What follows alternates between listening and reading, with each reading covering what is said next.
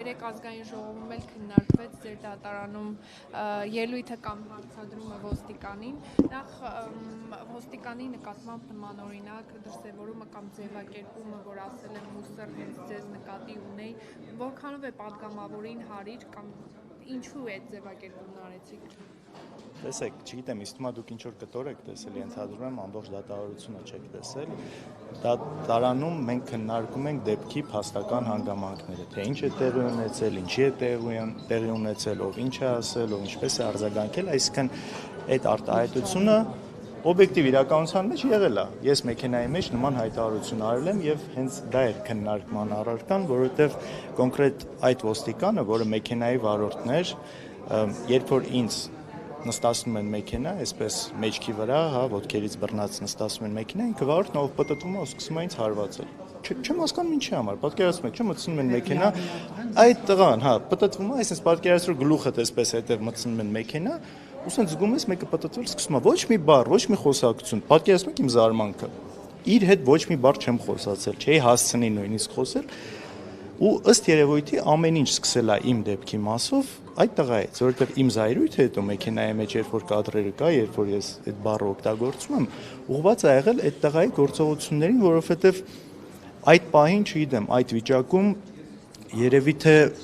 ինչ որ վիրավորելու, իմ այս զայրույթը ցույց տալու ամենից հարմար բառը դա եմ գտել։ Հիմա չգիտեմ ինչքանով է դա ճիշտ, ինչքանով է սխալ, բայց ամեն դեպքում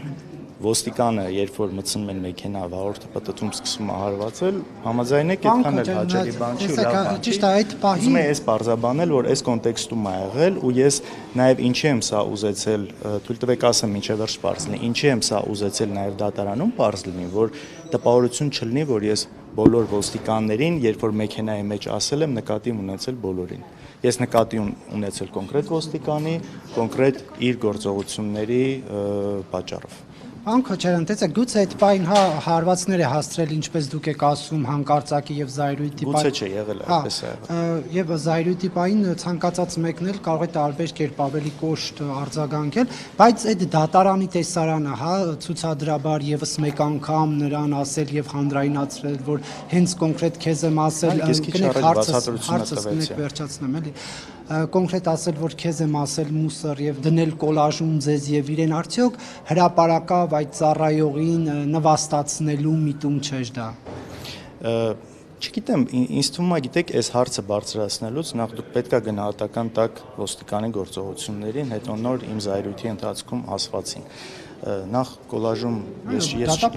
կոլաժում ես չեմ դրել, իմեջում ես դա ինքս չեմ տարածել, եկեք սա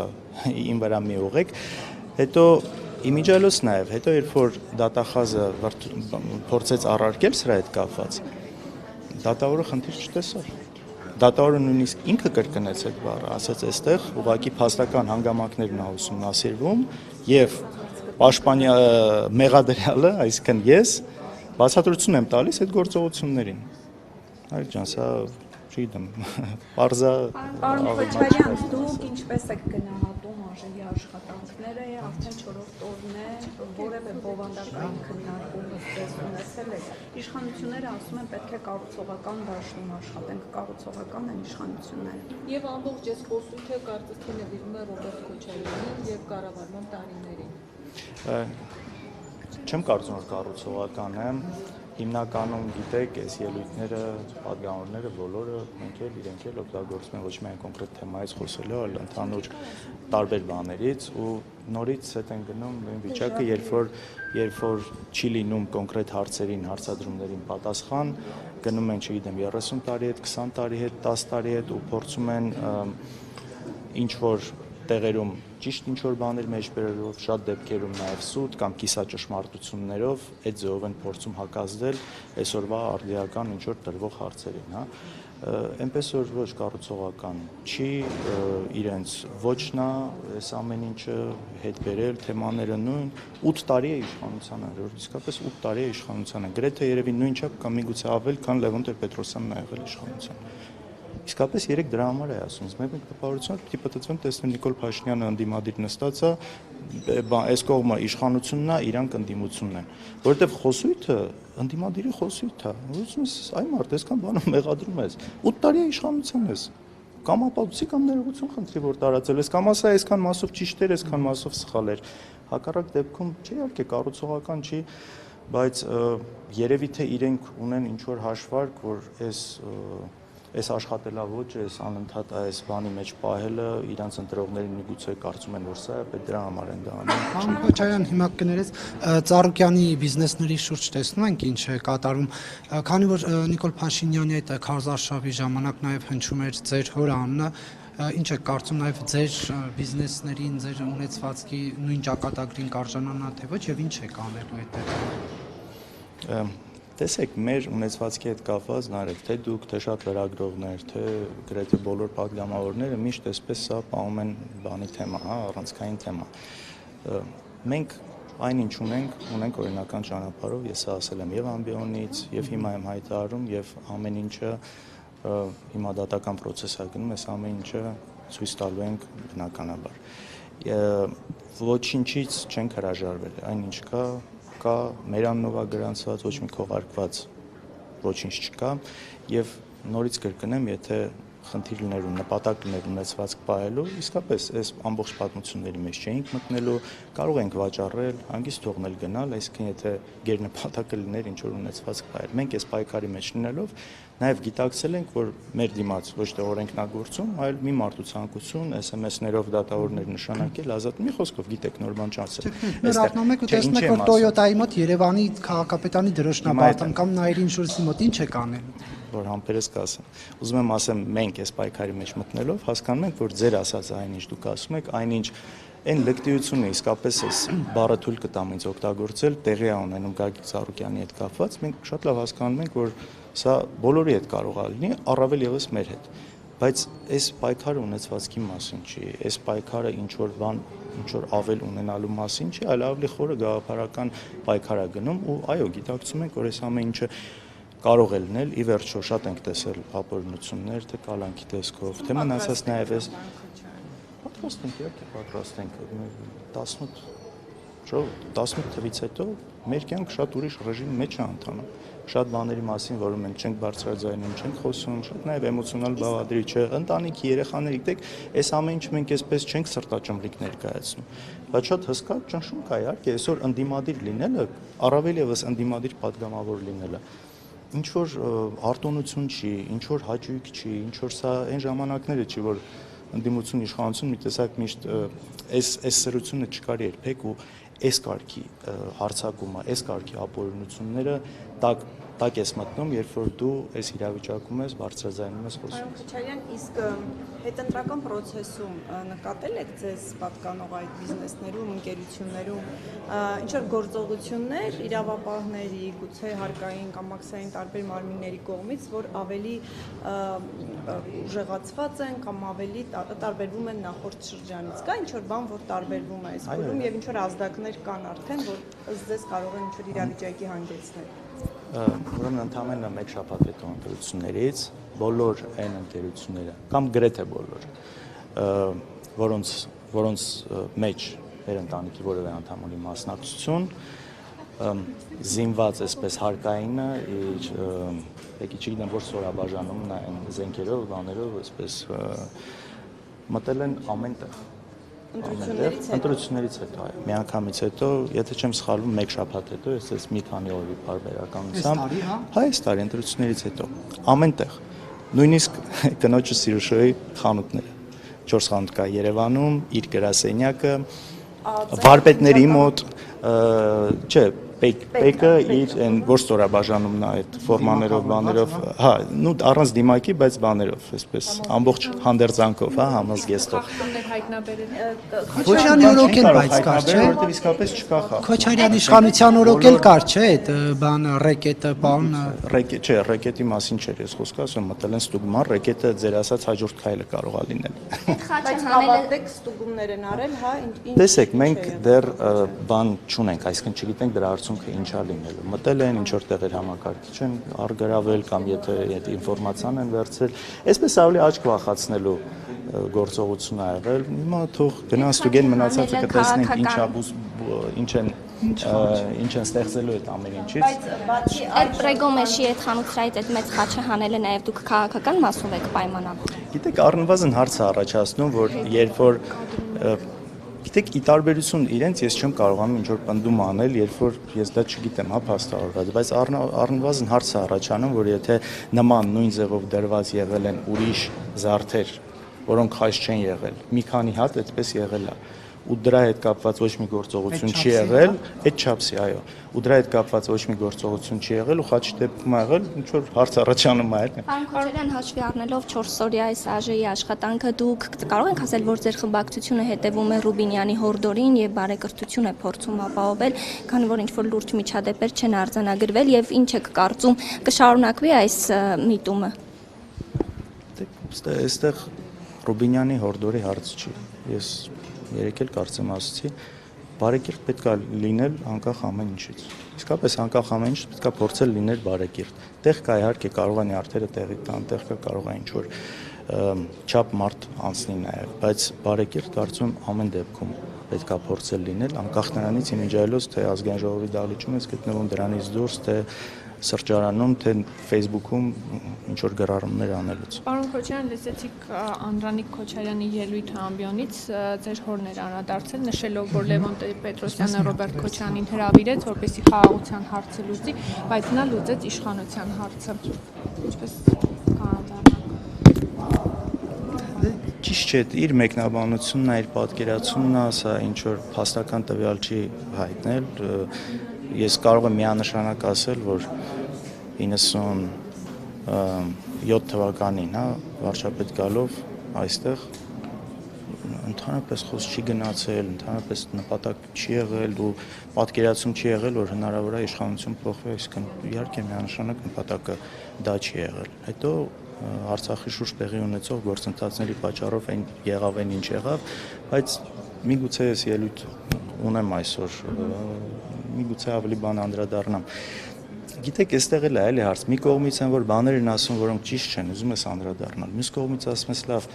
մեր ժողովուրդը պիտի նստի էլի նայի, չգիտեմ, 96 թվին ինչ ա եղել։ Այ իմ մոտ անկեղծ էսպես երկընտրանքի հարց կա, այսինքն թողնես այդ իր ասած սուտը շարունակի մնալ, թե գնաս այդ ամբիոնից կանգնես, խոսաս 96 թվից, 97 թվից, չգիտեմ։ Գումարումը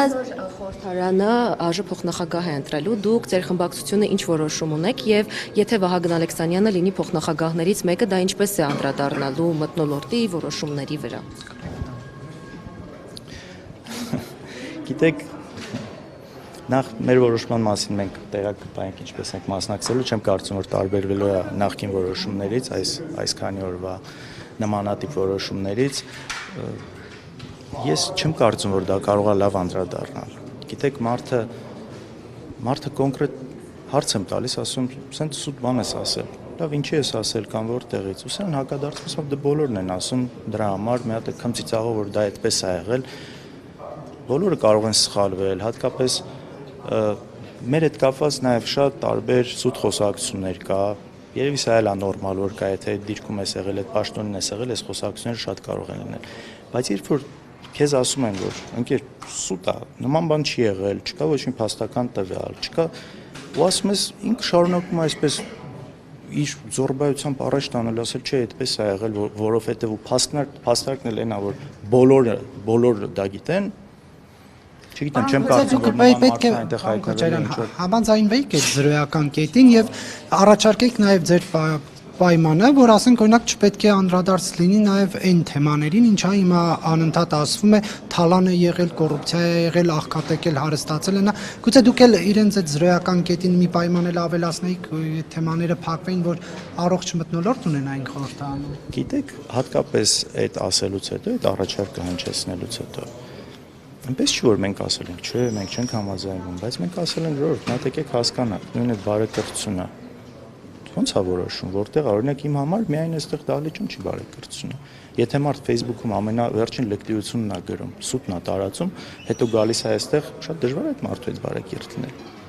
Շատ դժվար է, այսինքն առաջինը հենց ձեր ասածը, կարծում իրենք են խախտել, հետ գնալով էլի մնացածը, հենց այդված նույն սկավառակը պատասնելով ու մինչև մայր նույնն են անում։ չի շպրտելը բռունցքներով, ոտքերով իրար հարվածելը ինչ է կարծում կտեղափոխվի այս գումարում, հաշվի առնելով այս նոր գումարման այս սկզբնական փուլը։ Տեսեք, հույս ունեմ, որ չի լինի նման բան, բայց չգիտեմ, ամեն ինչ էլ կարող է լինել իհարկե։ Կանիծեք, ինչպես Սարիկ Մինասյանը, ասում չեմ հայրի, բայց կանիծեք։ Չէ, անիծելը իմ բանի մեջ չկա, այսպես ոչ բառապաշարի մեջ չկա, ոչ։ Պարոն Քոչարյան, բայց այն կներեսեն Նարեկ, ինչպես եք պատրաստվում բարձրաձայնել Արցախի ու արցախահայերին վերաբերող խնդիրը, որովհետև նախորդ գումարման ազգային ժողովում, երբ օրինակ Արցախի անուն էիք տալիս, իշխանության ներկայացուցիչները շատ սուր էին ընդունում, ավելին ձեզ մեղադրում էին, նկատի ունեմ ընդդիմությանը, որ Արցախի թեման արծարծելով պատերազմ եք հրահրում։ Տեսեք, մենք մեր նաև նախընտրական շրջանում, մեր ծրագրի մեջ Արցախի հետ կապված մեր մոտեցումները ասել ենք, որ առաջին հերթին արցախցիների իրավունքի համար պայքարելն է, որ անվտանգ հետ վերադարձի իրավունքի համար։ Այստեղ խոսք չի գնում մնացած